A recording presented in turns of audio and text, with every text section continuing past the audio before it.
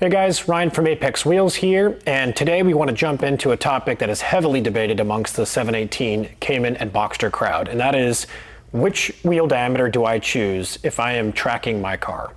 And there's a number of factors to consider when we're on this topic, but I quickly want to take a look at our 20s and call attention to the fact that while for GT4 owners with PCCBs or GT3 owners with PCCBs may need to run a diameter this large, it is not a part of the conversation today. It's going to add weight. It's going to really mitigate what tires you can run. And all three of these diameters can actually clear the brakes that are on the 718, including the GTS 4.0 brakes. So we're going to say goodbye to our 20-inch VS5 RS until next time, and really focus in on our 18s and 19s. Both of these wheel diameters are awesome solutions for the car behind me, and we really want to hone in on which is right for you. So as mentioned, there's a couple determining factors that we want to consider. How much the wheel and tire package weighs, rotational mass, really plays into this. If you want the lightest configuration possible, you're going to go with 18s. We also need to think about the cost of tires, right? And think about how that adds up season after season. And if you want to mitigate your cost, again, we're really being pushed over to the 18-inch wheel and tire setup. And that is why so often, really, here at Apex, we're pushing enthusiasts to go with the smallest wheel and tire package. It's kind of the easy button. Now, with the 718 Cayman and some other Porsche chassis as well, it's not so simple, right? And here's why. We have to pay attention to tire availability and wheel rolling diameter. And when you take a look at the 718 chassis, it really depends on how you're using the car.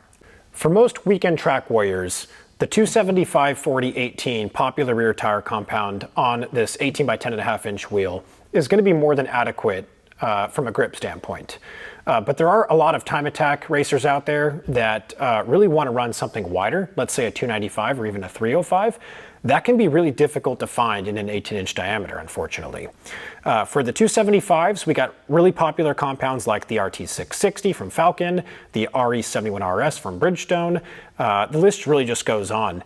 But if you want to run, let's say, like a Michelin Cup 2, they don't make an 18-inch tire. So that's a really quick way to weed out one diameter versus the other. And this is why when we get onto the phone with a lot of enthusiasts, the first thing that we ask them to do, aside from getting kind of a backstory of what the car is being built for and what modifications may or may not be present, is there a tire compound or category that you really want to be in? And let's work backwards from there.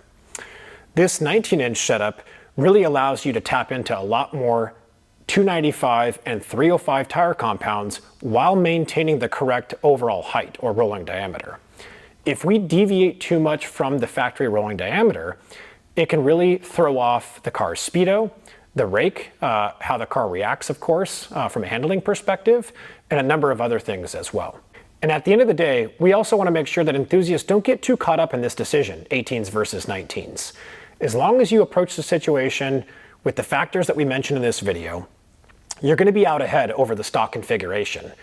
It limits grip, the 20s add more weight than necessary, and ultimately there's a lack of tire availability in that diameter as well.